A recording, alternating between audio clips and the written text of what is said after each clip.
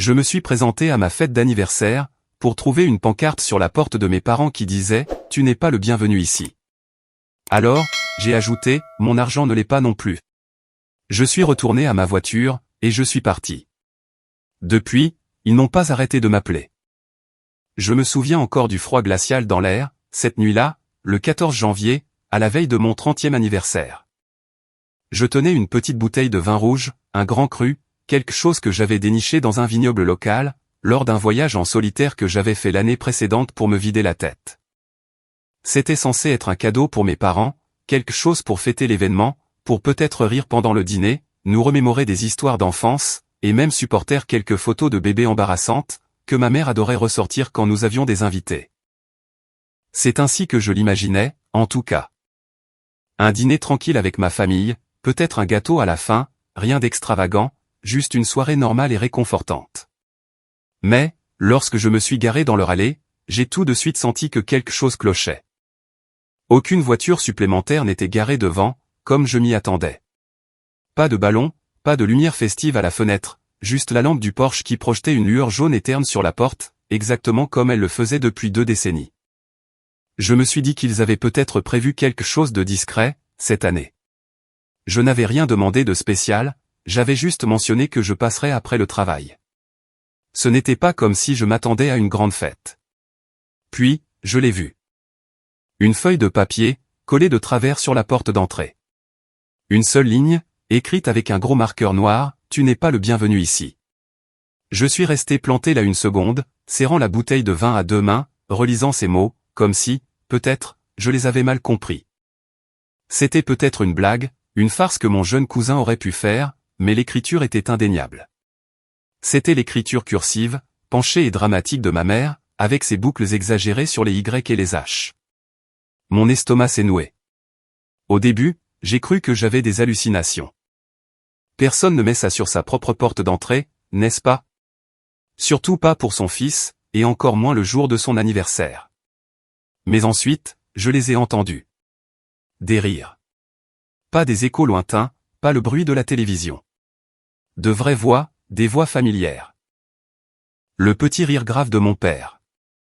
Le rire aigu de ma sœur. Mon beau-frère qui parlait fort pour couvrir la voix des autres, comme il le fait toujours. Le tintement des assiettes, le bip du minuteur du four. Quelqu'un a dit « passe le pain ». Le chien a aboyé une fois, et a été immédiatement fait taire. Il dînait. Il prenait mon dîner d'anniversaire, sans moi. Mon premier instinct a été de frapper, d'exiger une explication, de leur demander ce qui se passait, et ce que j'avais fait de mal.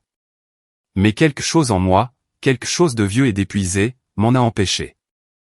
Une partie de moi avait vu cela venir, au ralenti, depuis des années, comme une voiture qui dévie de sa trajectoire sur un parking verglacé, les pneus qui patinent, sans personne au volant.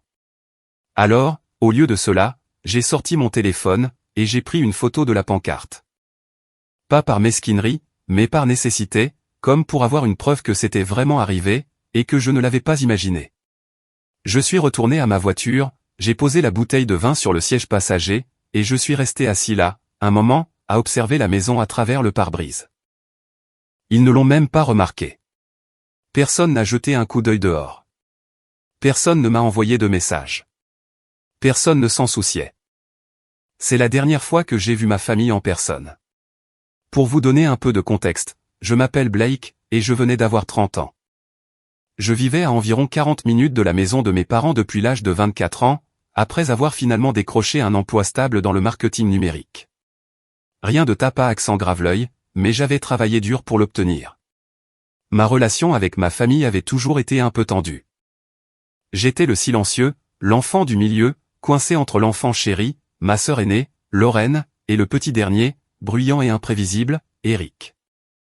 Ce dernier vivait encore chez mes parents à 27 ans, et réussissait toujours, d'une manière ou d'une autre, à être le centre de l'attention à chaque fois que nous étions dans la même pièce. Lorraine avait toujours été leur fierté. Mariée à 23 ans, 2 enfants à 28 ans, une maison dans une belle banlieue, elle avait tout fait dans les règles de l'art. Maman et elle étaient comme de meilleures amies, qui s'écrivaient tous les jours. Papa l'appelait sa petite PDG. Pendant ce temps, je n'étais que Blake, celui qui ne causait jamais de problème, qui payait son propre loyer, qui ne demandait pas d'aide, et qui a été oublié lors des dîners de famille à plus d'une reprise. Eric, en revanche, avait été sorti d'affaire après avoir conduit en état d'ivresse à l'âge de 25 ans, et il était toujours traité comme un adorable raté, qui avait juste besoin de temps pour se trouver. Je n'étais pas le genre de personne à avoir besoin de validation. Du moins, c'est ce que je croyais. Mais au fil des ans, tous ces petits détails se sont accumulés. Les anniversaires oubliés, les appels manqués, le fait que mon travail, ou ma vie, n'était jamais assez intéressant pour qu'on en discute. J'étais toujours celui à qui l'on demandait d'apporter des chaises supplémentaires pour Thanksgiving, jamais celui qu'on interrogeait sur son travail ou ses relations. Une fois, j'ai amené une petite amie à un barbecue familial, et ma mère l'a appelée Britney toute la soirée. Elle s'appelait Claire. Pourtant, je continuais à me présenter, parce qu'ils étaient ma famille, parce que je me disais que, peut-être, un jour, il y aurait un déclic. Qu'ils me verraient pour ce que j'étais, et non pour ce que je n'étais pas. Alors, cette nuit-là, debout sur ce porche, à fixer cette pancarte, j'ai senti que quelque chose, à l'intérieur de moi, se fissurait et se déplaçait. Ce n'était pas de la rage, ni même de la tristesse, juste un silence froid et implacable. Je suis rentré chez moi. J'ai bloqué tous leurs numéros. Un par un, sans aucun message, sans la moindre explication, pas même pour Lorraine, qui avait d'ailleurs cessé de me contacter depuis des mois. De toute façon, elle était bien trop occupée avec sa vraie famille. J'ai supprimé la discussion de groupe familial. J'ai décroché les quelques photos encadrées de nous, que je gardais dans mon appartement. C'était comme célébrer des funérailles silencieuses. Juste moi, et les fantômes. Pendant un certain temps, je n'ai eu aucune nouvelle. Personne n'a cherché à me joindre. Pas de mail, pas de lettres, pas de signaux de fumée. C'était comme si j'avais été effacé. Et, à vrai dire, je m'y suis habitué plus vite que je ne l'aurais cru. J'ai commencé à faire de longues promenades, j'ai cuisiné davantage, j'ai suivi une thérapie, et j'ai mis en place de nouvelles routines. J'ai même obtenu une promotion.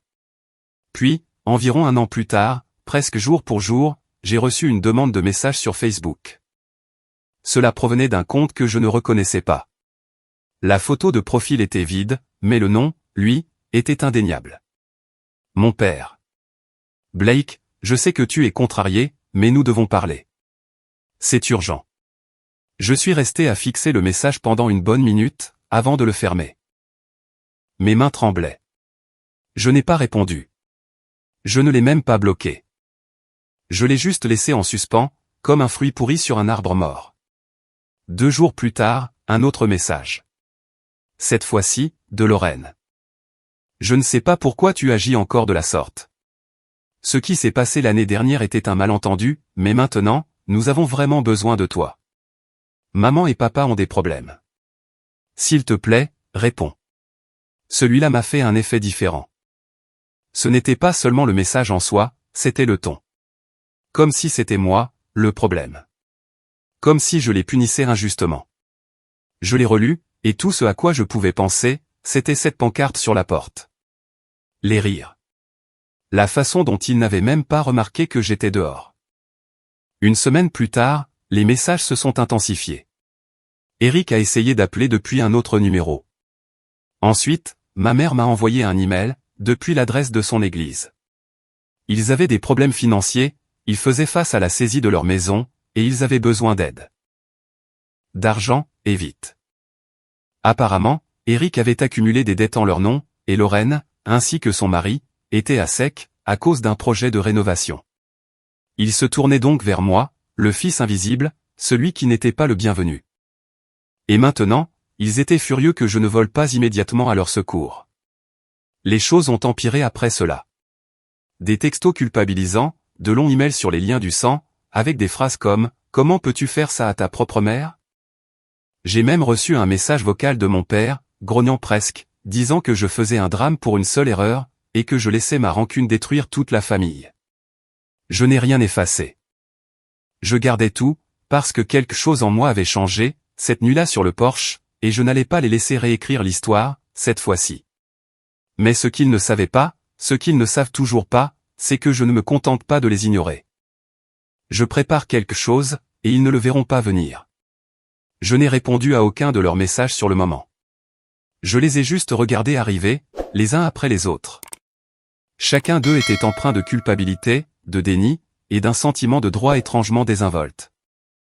C'était comme s'ils avaient complètement ignoré les excuses, pour passer directement à la partie où j'étais censé les sauver, comme si rien ne s'était vraiment passé. Comme si j'aurais dû simplement passer l'éponge sur le fait d'avoir été littéralement exclu de ma propre famille, le jour de mon anniversaire. Comme si je n'avais pas le droit d'être blessé. Mais j'ai attendu. J'ai attendu de voir si, peut-être, quelqu'un reconnaîtrait enfin ce qu'ils avaient fait. Sans supplier, sans manipuler, juste en assumant. Ils ne l'ont jamais fait. Lorraine a été la première à briser le silence, et de manière spectaculaire. Elle a débarqué à mon appartement à l'improviste, portant des lunettes de soleil trop grandes pour elle, et tenant l'un de ses cafés glacés à moitié fondus. Elle en sirotait toujours un quand les choses devenaient stressantes dans sa vie, comme lorsque son mari oubliait leur anniversaire de mariage, ou quand le gamin des voisins était accepté dans une meilleure école maternelle que sa fille. Je ne savais même pas comment elle avait trouvé mon adresse. « Je sais que tu es en colère », m'a-t-elle dit à la seconde où j'ai ouvert la porte, se tenant sur mon paillasson comme s'il l'avait personnellement offensé. Mais ça devient ridicule. Tu prends ça dans des proportions démesurées. Je l'ai juste dévisagé. Elle a regardé au-delà de moi, scrutant l'appartement, comme si elle s'attendait à y voir des signes de misère, une boîte de pizza, des cartons de plats à emporter, peut-être une bouteille de vin bon marché, et une couverture usée sur le canapé. Au lieu de cela, elle a vu un salon bien rangé, une petite bibliothèque remplie de romans que je lisais vraiment, et la légère odeur de café et de nettoyant au pain. Je m'étais construit une vie paisible. Et je crois que cela l'a déstabilisée. « Que veux-tu, Lorraine ?» ai-je demandé, d'une voix basse. « Ils vont perdre la maison », a-t-elle répondu en s'avançant, comme si nous reprenions une simple dispute de notre enfance. Eric a fait n'importe quoi. Maman et papa ont peur. Et maintenant, ils me reprochent de ne pas en faire plus, parce que je n'ai pas voulu contracter une deuxième hypothèque. Mais j'ai 2 enfants, Blake. Tu n'as personne. Vraiment, ai-je rétorqué sèchement. Elle s'est tue pendant une seconde. Tu n'étais même pas au dîner, ai-je continué, en tenant toujours la porte. La nuit de mon anniversaire, tu n'étais pas là. Mais tu n'as pas appelé non plus. Tu n'as pas demandé pourquoi je n'étais pas là. J'ai pensé que tu avais peut-être annulé. Lorraine a détourné le regard, et sa voix est devenue atone. Maman m'a dit que tu ne voulais pas venir. Voilà, c'était ça. Le mensonge. Si facile, si bien répété. Et tu l'as cru, ai-je demandé. Après 30 ans à être ignoré, mis de côté, exclu. Après toutes les fois où j'ai répondu présent, où je t'ai soutenu, où je t'ai défendu, tu as vraiment cru que j'avais juste planté mon propre anniversaire? Elle a croisé les bras. Écoute, je ne suis pas là pour me disputer. J'essaie juste d'arranger les choses. Nous sommes une famille, Blake. J'ai laissé ce mot flotter dans l'air un instant, puis j'ai reculé d'un pas, et je lui ai doucement fermé la porte au nez. Elle est partie, sans frapper à nouveau. 2 semaines se sont écoulées. Encore des emails, encore des textos. Mon père en a envoyé un qui disait « Nous ne voulions pas être cruels. C'était juste une période difficile, et nous ne voulions pas de drame ce soir-là. Nous avions besoin de paix. » Celui-là m'a marqué. Nous avions besoin de paix. Comme si ma présence perturbait leur paix. Comme si j'étais la tempête. Le tournant suivant a eu lieu lorsque je suis tombé sur mon oncle, le jeune frère de ma mère, dans un café du centre-ville. Je n'avais pas vu l'oncle Pet depuis plus d'1 an, mais il m'avait toujours mieux apprécié que les autres. Nous avons discuté brièvement, des banalités la plupart du temps, jusqu'à ce qu'il aborde le sujet de la saisie immobilière. Il parle à tout le monde, m'a-t-il dit, essayant de trouver quelqu'un pour les aider à se maintenir à flot pendant quelques mois. J'ai hoché la tête. J'ai entendu dire. Tu sais, ton père m'a dit que tu avais proposé ton aide, mais que tu t'étais rétracté à la dernière minute. Ma mâchoire s'est crispée. C'est faux, ai-je répondu d'un ton plat. Pet a froncé les sourcils. Ouais, ça ne te ressemblait pas. J'ai trouvé ça bizarre. Alors maintenant, ils mentaient. Ils ne se contentaient pas de dissimuler leurs actes, mais ils réécrivaient le scénario, essayant de faire de moi le méchant de l'histoire. Je savais que mes parents étaient doués pour déformer la réalité, mais ça, c'était nouveau. Et Pet n'était pas le seul. J'ai appris par un autre cousin que j'avais prétendument abandonné la famille dans le besoin, que j'étais aigri pour une broutille, et que j'étais rancunier comme un enfant. Ce fut la goutte d'eau qui a fait déborder le vase. Je n'ai rien dit publiquement. Je n'ai pas répondu au message, ni donné ma version des faits à qui que ce soit. J'ai juste commencé à observer, à écouter, à faire attention. Et c'est là que j'ai découvert l'existence du compte bancaire. Ma mère avait ouvert un compte d'épargne conjoint à mon nom, quand j'étais adolescent. Quelque chose qu'elle m'avait présenté comme étant juste au cas où. Je ne l'avais jamais utilisé, je n'y avais jamais touché. Mais j'ai appris, lors d'une conversation discrète avec Pet, qui travaillait autrefois dans le secteur bancaire, que le compte était fermé depuis longtemps, et qu'il avait été vidé, il y a 5 ans. Plus de 14 000 €. De l'argent qui était censé m'appartenir, issu d'un vieil héritage. Quelque chose que ma grand-mère m'avait laissé, à son décès quand j'avais 19 ans. Je n'en avais jamais vu la couleur. Pet avait l'air mal à l'aise quand il me l'a dit. Je ne voulais pas m'en mêler, Blake. Mais je me suis dit que tu devais savoir. Ils ont dit qu'ils en avaient besoin pour la cure de désintoxication d'Eric. La deuxième cure de désintoxication d'Eric, si j'avais bonne mémoire. Celle qu'il avait quittée prématurément, parce qu'il ne le sentait pas. Celle pour laquelle mes parents l'avaient félicité d'avoir essayé, même s'il avait abandonné, pour finir par passer l'année suivante à squatter chez des amis, et à flamber sa carte de crédit. J'ai eu la nausée. Ce n'était pas à cause de l'argent. Pas vraiment. C'était le schéma répétitif, la trahison, le fait qu'il m'ait volé en silence, pour ensuite me couper les ponts quand cela ne les arrangeait plus. Il m'avait utilisé émotionnellement, financièrement, et maintenant, au niveau de ma réputation. Et quand j'ai finalement arrêté de donner, ils ont agi comme si c'était moi qui leur avais tourné le dos. J'ai tout gardé. Des captures d'écran, des messages vocaux, des copies des anciens relevés de compte que Pet m'a aidé à retrouver. J'ai commencé à documenter les choses, non par paranoïa, mais par préparation. Parce que je n'allais pas continuer à jouer le rôle qu'il m'avait attribué. Puis est survenue la trahison de trop, celle qui a brisé la dernière parcelle de moi qui espérait encore bêtement qu'il changerait. C'était un dimanche après-midi, quand j'ai reçu le message. Pas de Lorraine, pas de mes parents. De Claire. Oui, cette Claire. Mon ex. Celle qu'ils avaient appelée Britney tout au long de ce barbecue. Celle qui avait rompu avec moi 2 ans plus tôt, parce qu'elle disait ne pas vouloir se marier avec ma famille. Nous ne nous étions pas parlé depuis.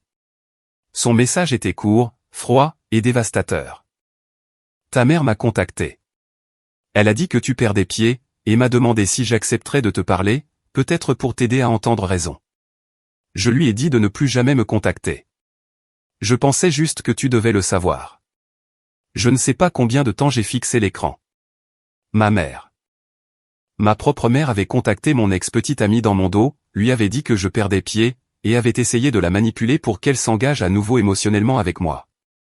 Tout ça pourquoi? Pour me sortir de ma crise, et me ramener dans le droit chemin familial.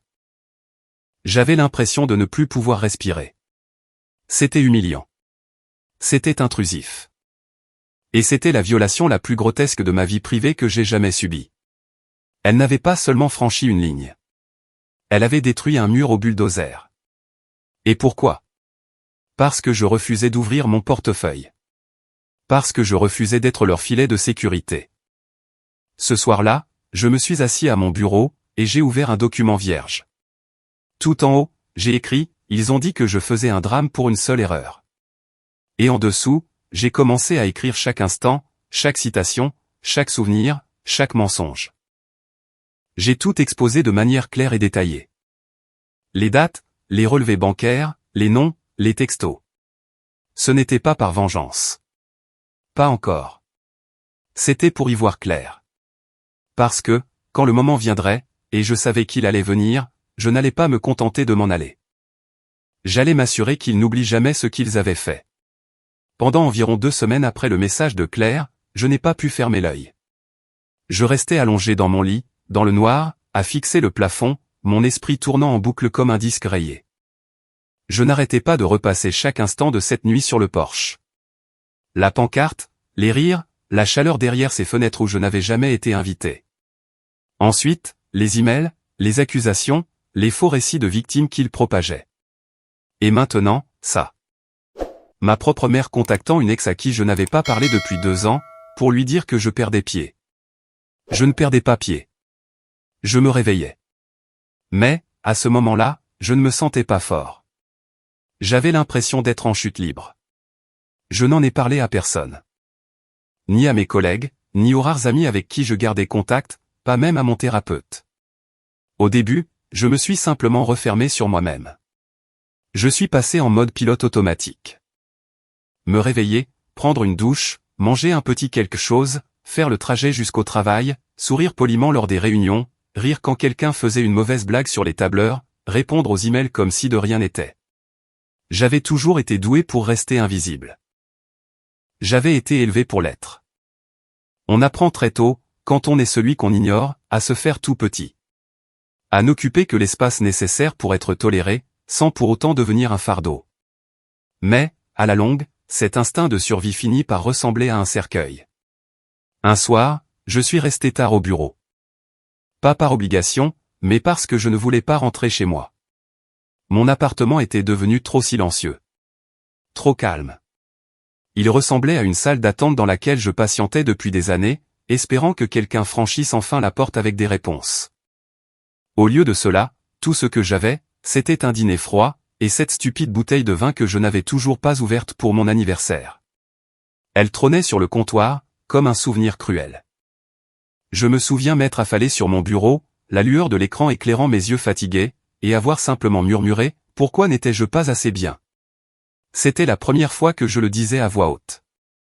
Il ne s'agissait pas seulement de l'anniversaire, de la pancarte, ni même de l'argent qu'il m'avait pris dans mon dos. C'était des années à être la seconde option, la réflexion après coup, le personnage secondaire d'une famille qui m'avait toujours fait sentir que je devais mériter une place à une table qui aurait dû m'appartenir de droit. Et maintenant, il voulait mon aide. Non pas parce qu'il reconnaissait ma valeur, mais parce qu'il lorgnait sur mon portefeuille. Cette réalisation a brisé quelque chose en moi. Mais, dans le silence qui a suivi, autre chose a commencé à germer. De la détermination. Quelques jours plus tard, j'ai pris rendez-vous avec ma thérapeute. Je ne l'avais pas vue depuis un moment, pas depuis la fin de mon histoire avec Claire, et j'ai failli annuler à la dernière minute. Mais j'y suis allé. Je me suis assis en face d'elle, encore à moitié dans ce brouillard, et j'ai simplement dit, je crois que j'en ai fini de faire semblant de croire qu'ils changeront. Elle a hoché la tête. Elle n'a rien dit. Elle a juste attendu. Et pour la première fois, j'ai tout raconté à quelqu'un. Pas seulement les choses en surface, pas juste le fameux « ma famille ne me comprend pas ».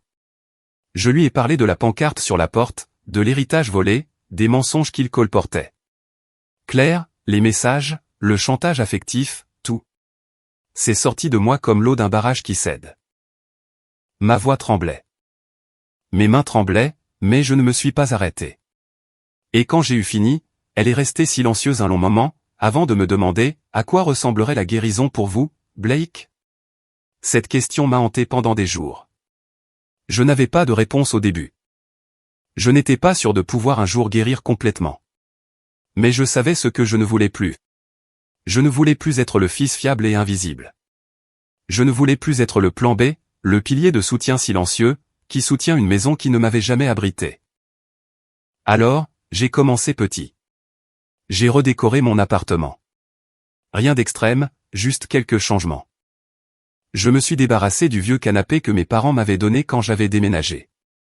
Un meuble d'occasion, taché de café, avec un coussin affaissé que je n'avais jamais pris la peine de remplacer.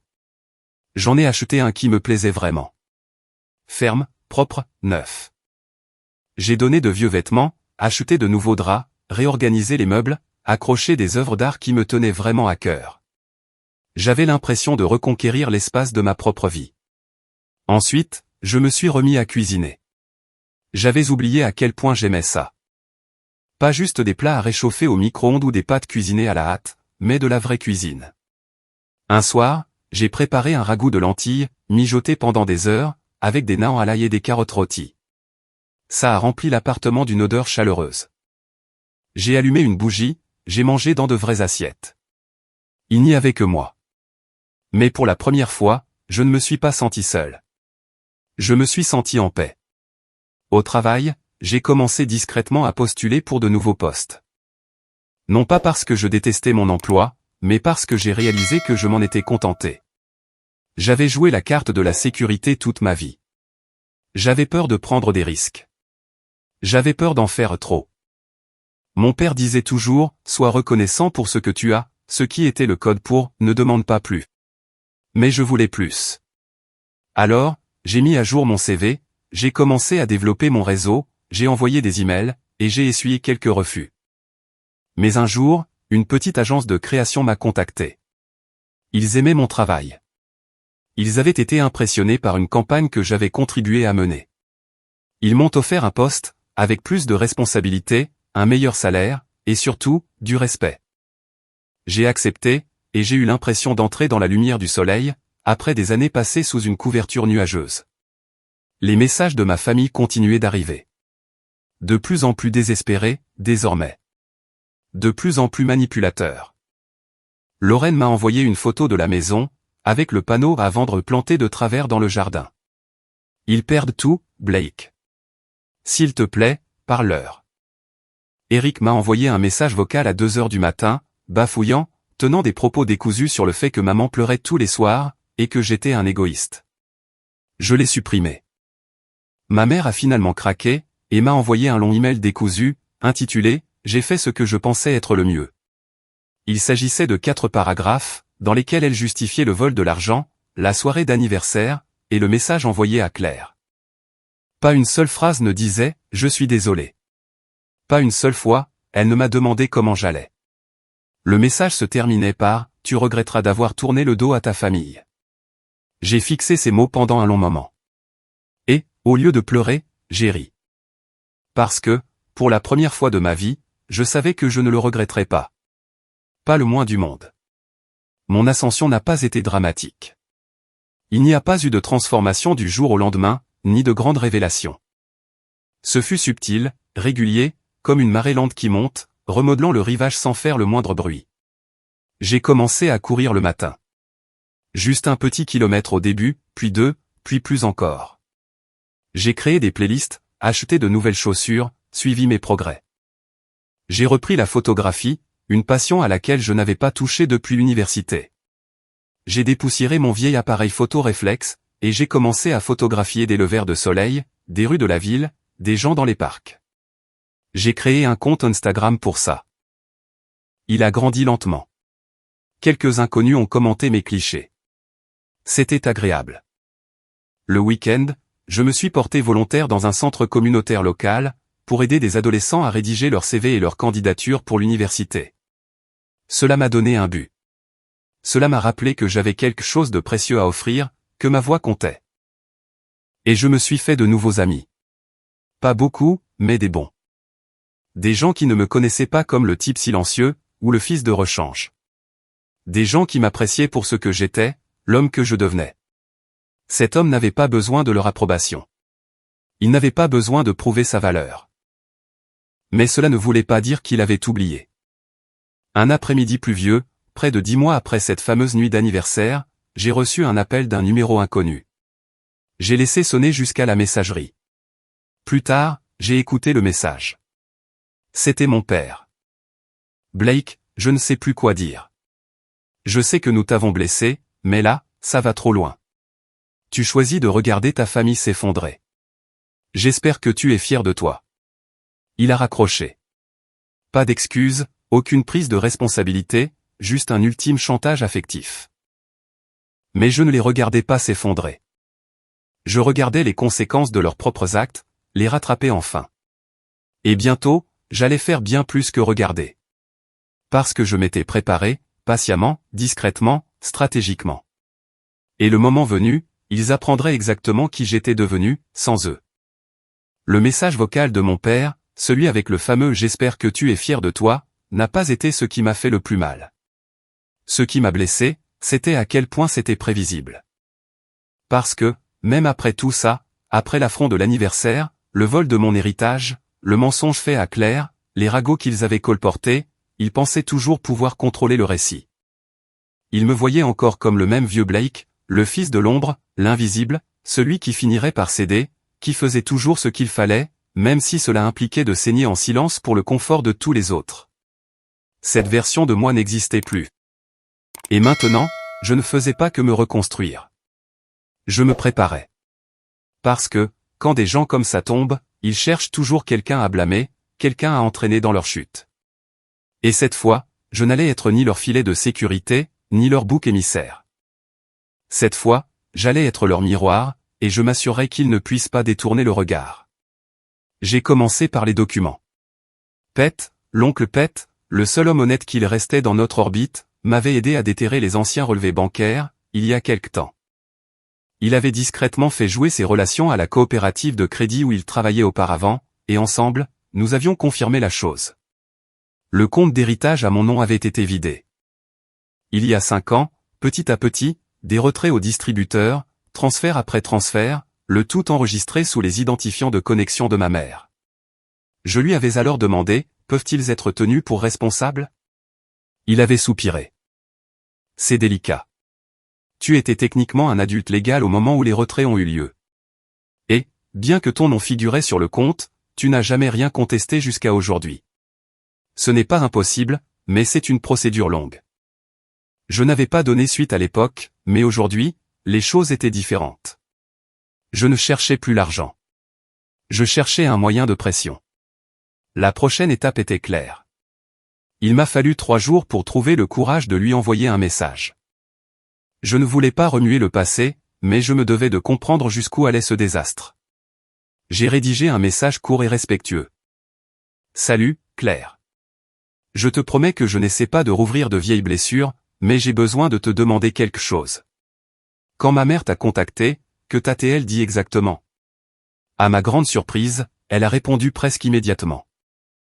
Elle m'a dit que tu faisais une dépression nerveuse, que tu t'étais isolé de tout le monde.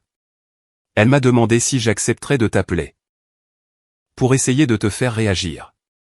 Elle m'a fait croire que tu sombrais dans une période très sombre.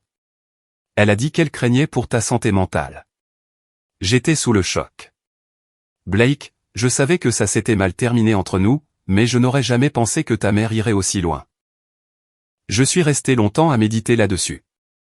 Ils n'avaient pas seulement sali mon nom à huis clos. Ils utilisaient l'inquiétude comme une arme, tissant des mensonges sur ma santé mentale, pour manipuler les personnes de mon entourage. Ce n'était pas seulement cruel, c'était dangereux. J'ai remercié Claire, je lui ai dit que j'appréciais son honnêteté, puis j'ai sauvegardé le message.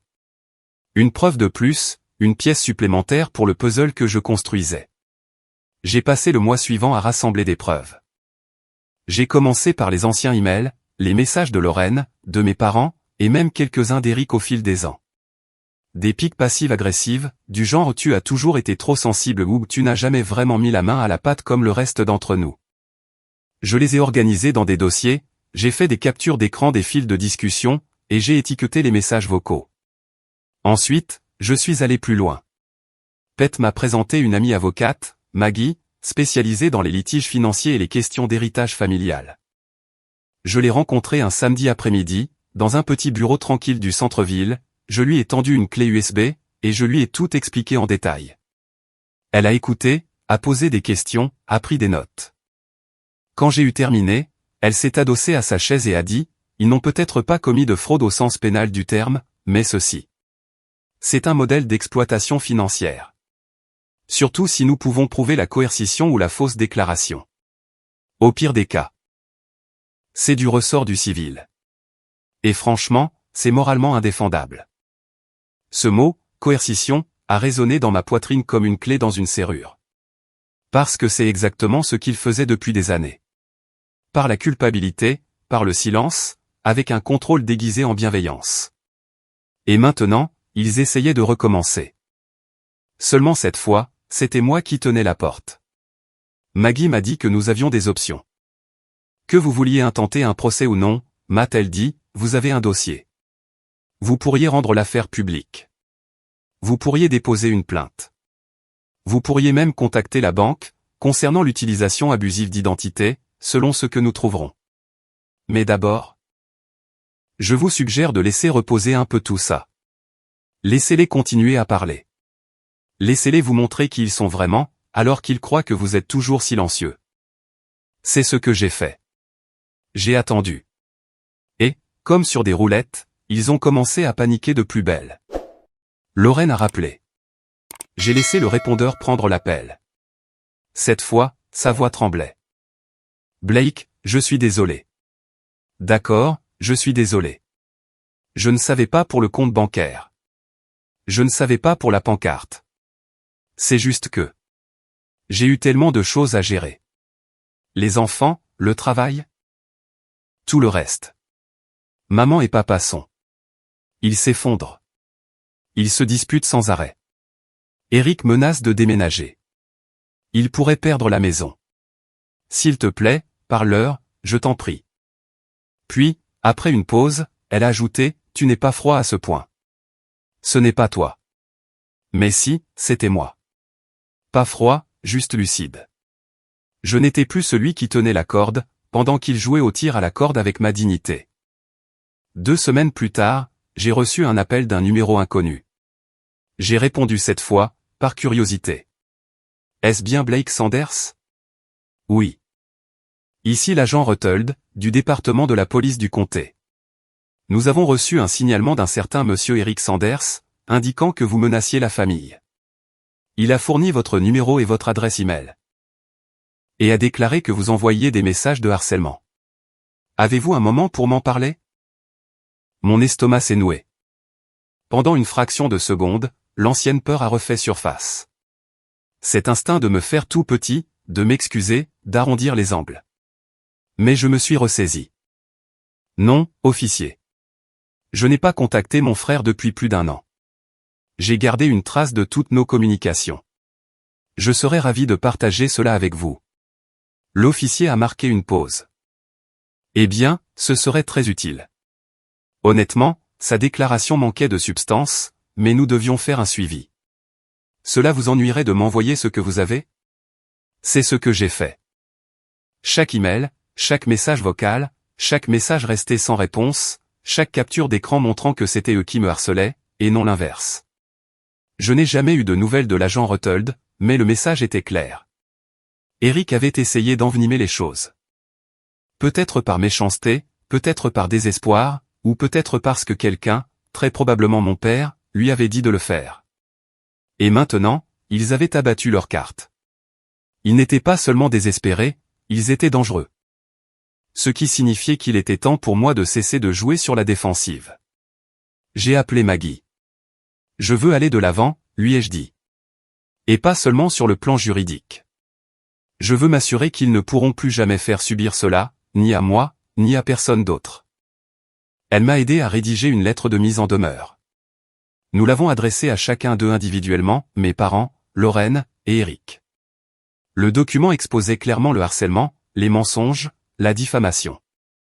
Il les avertissait que toute nouvelle tentative de me contacter, de me calomnier, ou d'impliquer les forces de l'ordre sous de faux prétextes, entraînerait des poursuites judiciaires immédiates.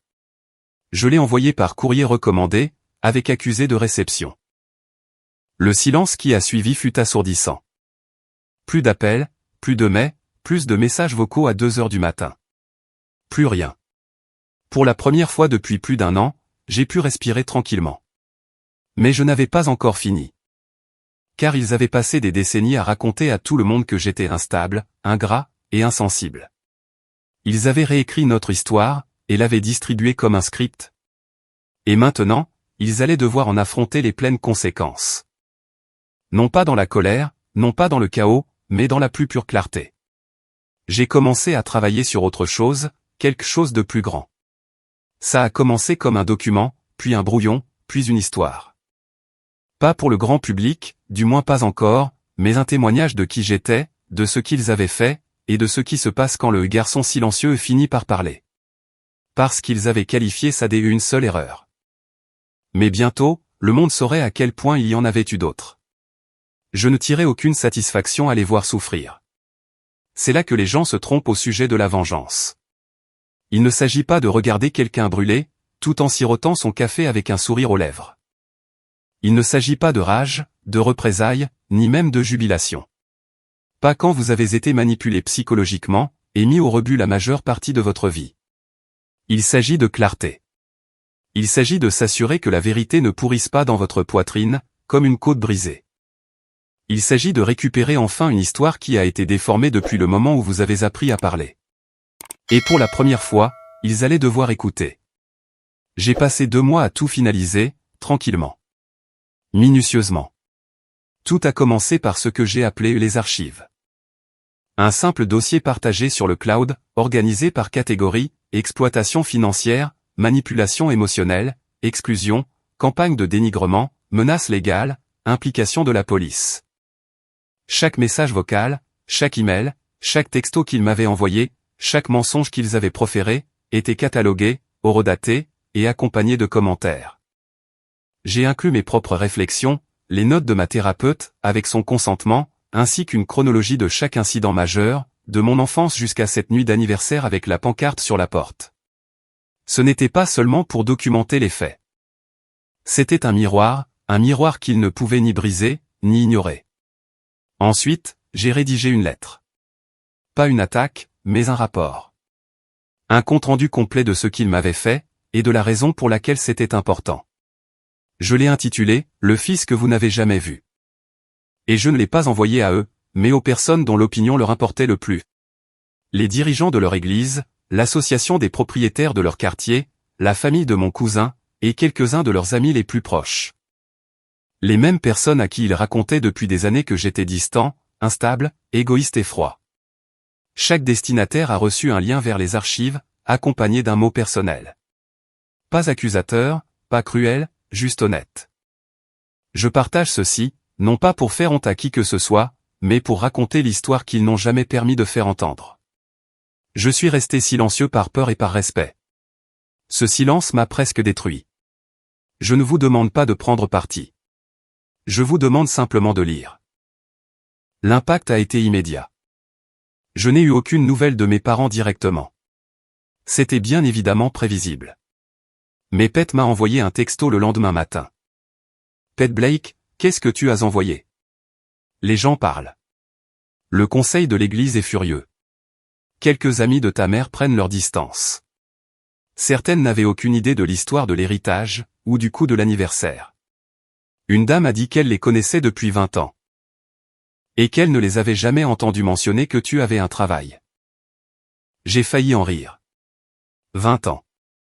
Et d'une certaine manière, j'étais toujours invisible, même quand je n'étais pas dans la pièce. Mais à présent, ils ne pouvaient plus faire semblant d'ignorer mon existence. Mon histoire avait éclaté au grand jour, sans filtre, incontrôlable, et elle se propageait. 2 semaines après l'envoi des archives, j'ai reçu une lettre de leur église. Elle était très formelle, mais je pouvais sentir l'émotion qui s'en dégageait.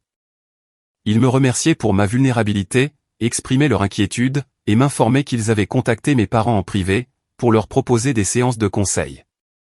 Un membre du comité m'a même envoyé un email personnel pour me dire « Je n'en avais aucune idée. Je suis désolé pour le rôle que mon silence a pu jouer dans tout ça. » Les répercussions ont fait boule de neige. Les anciens amis d'Eric, dont certains étaient des connaissances communes de l'université, ont commencé à laisser des commentaires sur Facebook. Des choses subtiles, des citations vagues, rien de très direct, mais je savais. Et plus important encore, ils savaient. Leur réseau social s'effritait. Les gens les observaient maintenant, et chuchotaient dans leur dos. Ils n'étaient plus la famille adorée, affligée par un enfant du milieu à problème qui ne venait jamais les voir. Ils étaient les parents qui avaient enfermé leur fils dehors le jour de son anniversaire, siphonné son héritage, et ensuite répandu des rumeurs sur sa santé mentale, lorsqu'il avait refusé de les sauver de la ruine. Lorraine a été la première à craquer. Elle a débarqué à mon nouvel appartement. J'avais déménagé 1 mois plus tôt, sans dire à personne où j'allais. Je ne sais toujours pas comment elle a obtenu mon adresse, mais elle était là. Son eyeliner était coulé, et elle s'agrippait à son gilet comme à une armure. Sa voix était tendue et chevrotante. « Tu as tout détruit », a-t-elle sifflé, avant même que je n'ouvre complètement la porte. Je n'ai pas répondu. Je n'en avais pas besoin. Elle a insisté, « Tu te rends compte de ce que tu as fait ? Maman ne peut même plus aller à l'épicerie sans que quelqu'un lui pose des questions sur cette foutue lettre. Papa se fait évincer du conseil de l'association des propriétaires. Et Eric.